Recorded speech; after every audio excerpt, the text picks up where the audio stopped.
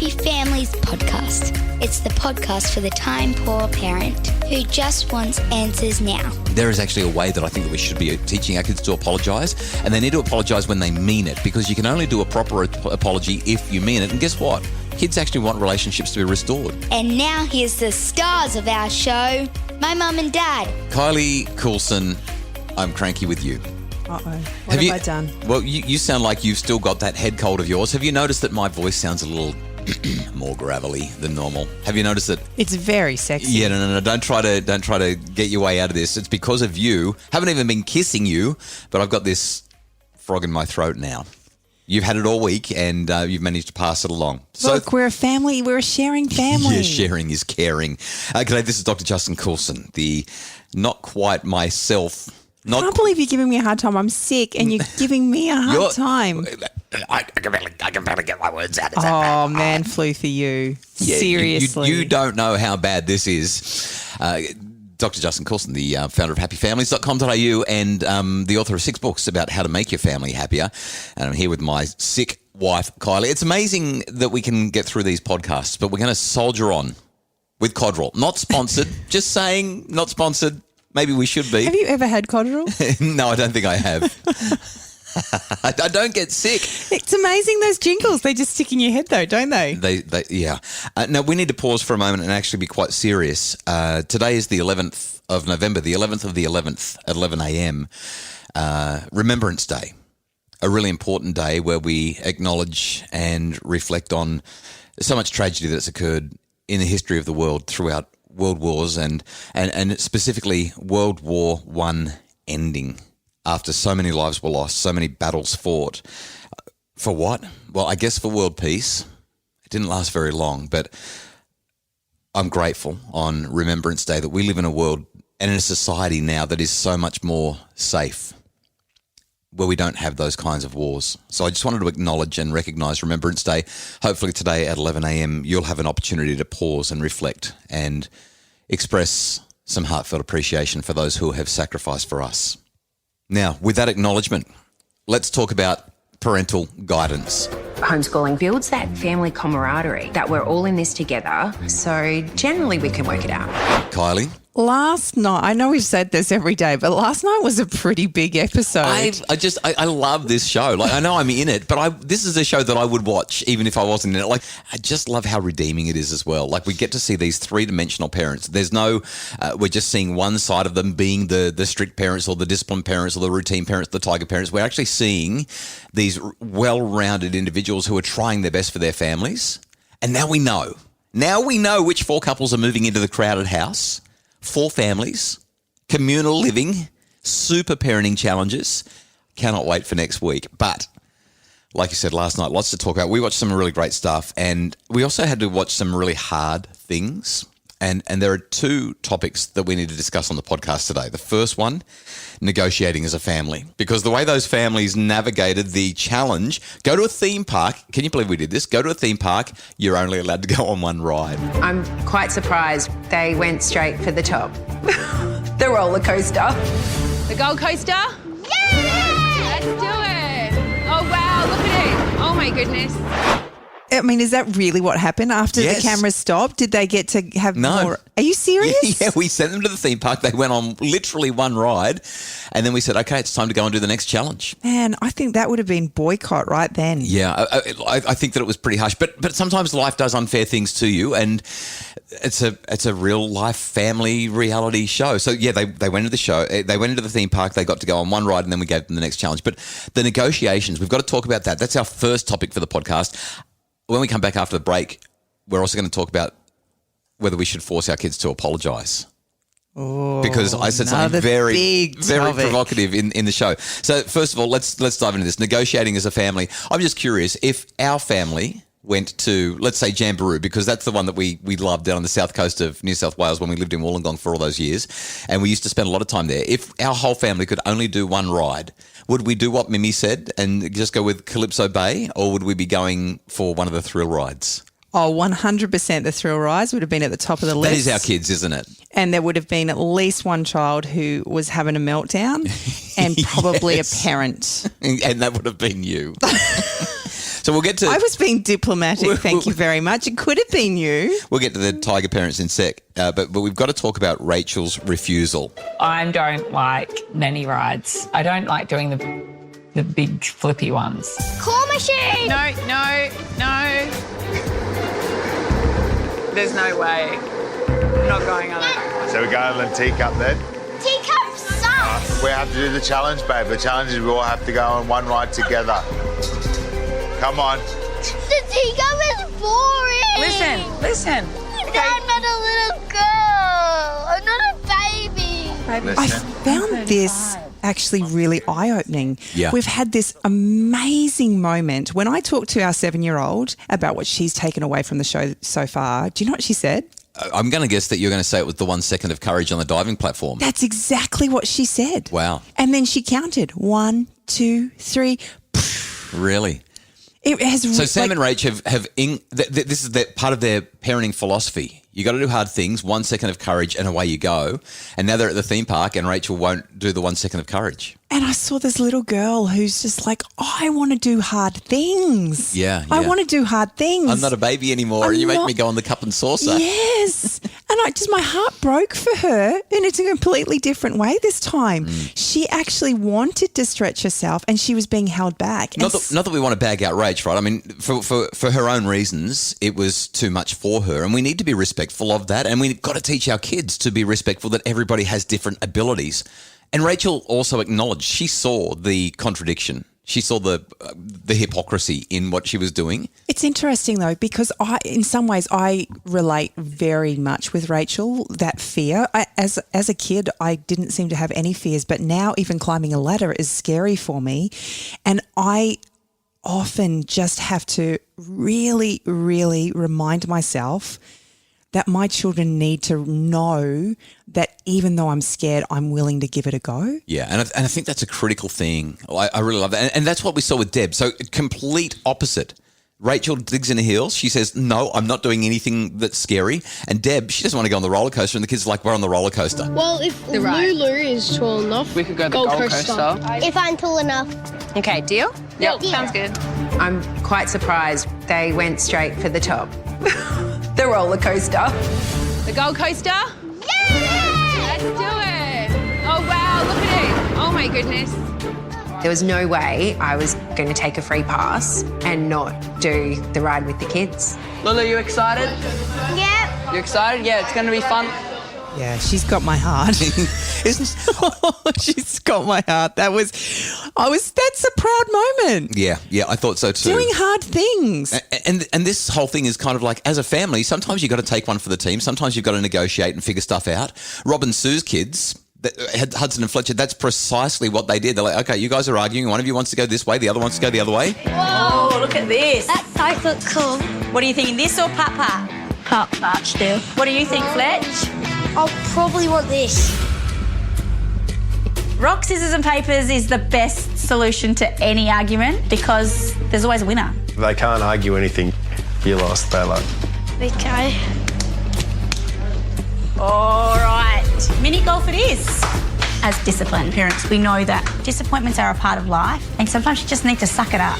Let's be fair, they've kind of got it easy. There's only two, right? Sure. It's going to be a 50-50. That's right. And paper, scissors, rock is going to be the easiest way to negotiate. Can you imagine doing that in our family with 6 kids? Oh, my goodness. Well, How many times would we have to do scissors, paper, rock before we got a conclusion? whenever I did that with my friends or my siblings, it'd be like, best of 3, best of 3. No, best of 5, best of 5. That's exactly what it would be Best like. of 7. Then we saw Penny and Daniel. They just had it easy. The kids were like, yeah, we want to do the same. And like, that was just in. So much fun. And it was so nice to see one family actually not have to do a negotiation because they were all aligned. But the one that we have to talk about, the big one, was Kevin and Debbie, our tiger parents. Mimi wanted to play at Calypso Bay, I think it was called, just swim in the water. And the rest of them, For someone who's not strong swimmers, and they did acknowledge that they're not strong swimmers, going into Calypso Bay is actually quite challenging. Once you get out there, the waves really start to pick up once that wave pool gets going, and it can be really challenging. But I think what we're seeing here, and this has been a repeated theme throughout the show, is how far do you push your kids? What's required in terms of getting out of your comfort zone?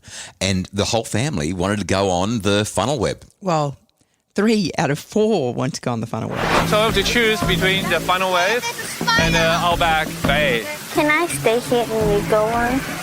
No, we have to go together. Oh, Mimi's okay. It's okay. It's okay.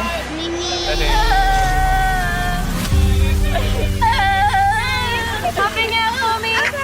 I didn't realize she was like that all the way down. She was. This was so hard to watch. It was so hard to listen to. What was interesting though is, and I think it's really telling for all of us, in the moment, Debbie did not recognise how terrified her daughter was. It's that standard, you'll be right, it'll be fine. Well, yes, and then she's in the moment in a ride that, you know, kind of is thrilling. Yeah, she's having a ball. And she can't see past her own experience to see what's happening over here. I love how in the room she actually said, I didn't realise that she was crying all the way. Yes. Yeah, and I think that often, again, as parents, we think we're doing the right thing, but we get caught up in the moment and we actually don't see things for what they are. And what this show has done for everybody is hindsight, giving us this bird's eye view of what actually happened in real time. And that's been powerful, and we saw that. The other interesting thing that came out of that was in the previous episode, they pushed Leo to jump off the 5-meter platform, and he was so scared. He didn't want to jump. He was terrified. The poor thing. He was shaking. He was doing the cry laughing kind of thing, and he did it. And then he was stoked that he'd done it. He felt like he'd really accomplished something. Totally the opposite with Mimi. We expected that that's exactly what was going to happen for her. How often have we pushed our children and they've done that? They've kind of gone, that was amazing. So that's a big recap of everything that happened for us to get to this point. What do we actually do? How do we negotiate as a family when some kids want to do this and some want to do that? When a parent wants to do this and another parent wants to do that? What's the best strategy? I think one of the most important things, and we talked a lot about it yesterday when we talked about facing your fears, is that children need to have a sense of autonomy and choice. Yeah, they do. In this process. And if we want them to listen to their gut, then we need to kind of somehow find the fine line between pushing them past their fears and accepting that right now this isn't something that they can or want to do. I think in a perfect world, what I would say is we sit down, we actually explore, we get curious, not furious. We say, okay, how is it for you? What is it that you want? And we literally have empathy for one another, take perspective sufficient to be able to negotiate an agreement.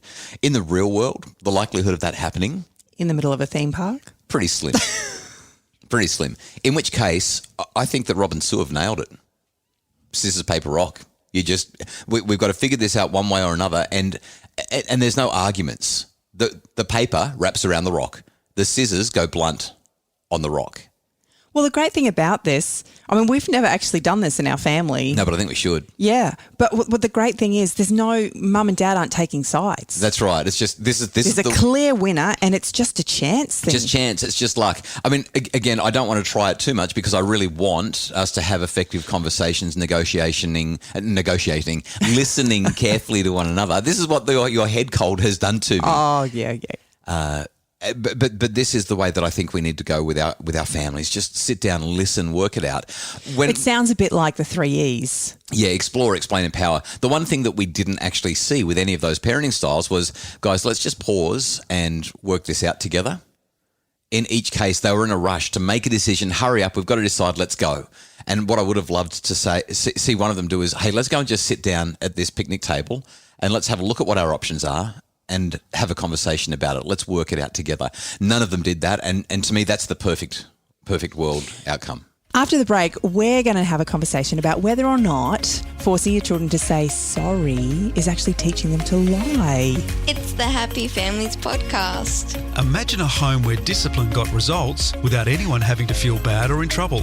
The Do's and Don'ts of Discipline is a webinar to help parents set limits with love, compassion and humanity. Find it now at happyfamilies.com.au/shop.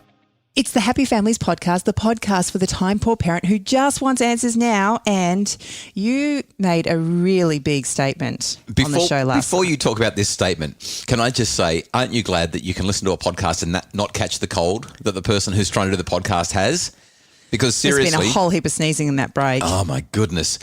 Yes. I am in the room, you know. Let's play the clip. I want to say something kind of provocative. Forcing children to apologise is teaching children to lie. So what do you actually mean? Well, you know as well as I do.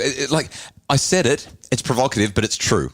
When a child... I mean, here we've got Hudson and Fletcher. They've whacked each other. They've thrown thongs at each other, whatever. Say sorry. Sorry. I remember I've shared this story many, many times. People who have been following me or my Facebook page or been to my workshops for a while will know this story very well. When I was about 14 or 15, my sister Karina did something that I was really upset about. So I called her a stupid idiot. And my mum heard, and in our family, we did not use those words. They were bad words. We weren't allowed to watch Neighbours or Home and Away on The Simpsons. So using the words stupid and idiot, especially together, I mean, that was just terrible. And so Mum came into the kitchen and said, Justin, you need to apologise. A double misdemeanour. You need to apologise. You need to apologise to your sister for calling her that. And I said, fine, Karina, I'm sorry you're a stupid idiot. Which got me sent to my room. But the forced apologies, right? Was I really sorry? No, not at all. And because I was a teenager and I had so much attitude, I'm so glad you think that's funny. I was a teenager and had that attitude, so I just let it go. You wonder where our children get it from. Seriously. Don't feel like that. And so when we force our kids to apologise, what we're actually doing is saying, ignore your feelings. Oh, and by the way, what's the apology? So let's just say that you called me a name. Not that you ever would. But you stupid idiot. Is that what you want me to say? That breaks my heart. Don't talk to me like... But let's say you did that and you saw that I was sad and then somebody said to you, maybe one of the kids said, Mum, you need to apologise to Dad. And so what do you say when you're apologising? Typical person? I'm sorry. I'm sorry, yeah. And then what's the response? It's okay. Yeah, and I'm going to say, that's okay. I'll let it go. Terrible idea. Why? Because it's not okay. You did something that was a genuine relationship transgression. You've crushed me. You've said something horrible to me. You've broken my heart.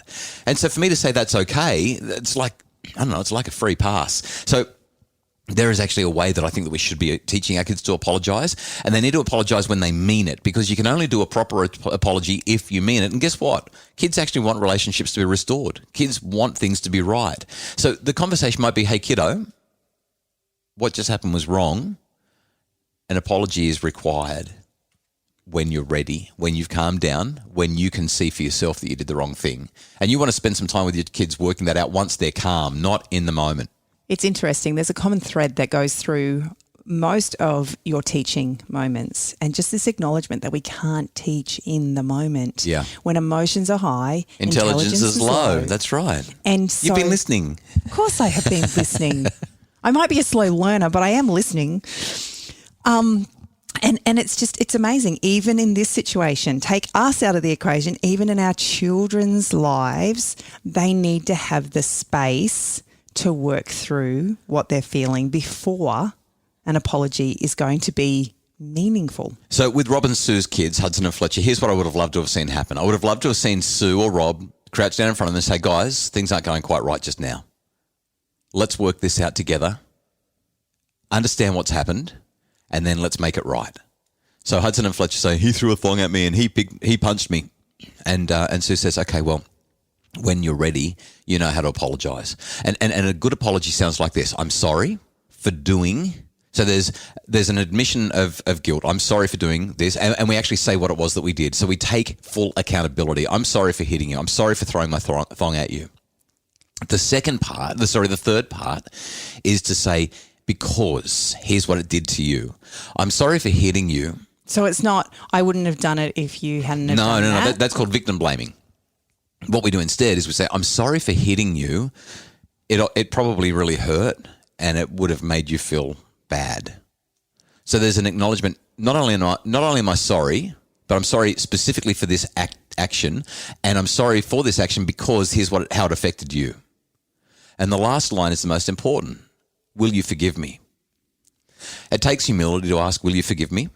But more than that, it gives a person an opportunity to say, yes, I forgive you, without acknowledging or saying what you did was okay, because it wasn't. So what happens if you go through those steps and the person you're asking forgiveness from isn't willing to give it to you? This happens in our family all the time. The kids are like, I said sorry, I asked her to forgive me, and she said no, or she said, I'm not sure yet. Because if we try to force an apology or we try to apologise before the other person is ready to forgive, then the emotions are too high and they might not quite be there yet. And so in that case, we say to our child, well, when they're ready, they will forgive you. You just make sure that you keep it nice until then. And let's work it out together. And that's how you give a great apology. This means that we're not teaching our kids to lie. This means that we're teaching kids how to genuinely repair relationships. I think that's what I would have loved to see in the show. I think that a lot of adults could learn a lot by using those 4 steps. Well, I know that it's something that certainly worked for me in my relationship with you over the years. I'm not going to say a word. The Happy Families podcast is produced by Justin Rulon from Bridge Media. Craig Bruce is our executive producer. If you'd like more information about how to make your family happier, jump on to our Facebook page, Dr. Justin Coulson's Happy Families. We've got an upcoming workshop. It's exclusive. We're only allowing 50 people in. It's a 2-hour workshop called Little People, Big Feelings. And it would be amazing to have you as part of that. If you've got little people who have big feelings, I'll walk you through all of the steps, strategies and solutions to help them to navigate those big feelings effectively. On top of that, we've got this amazing Happy Families membership. The idea is that we give you weekly support to make your family happier, because a happy family doesn't just happen. All the info you need is at happyfamilies.com.au.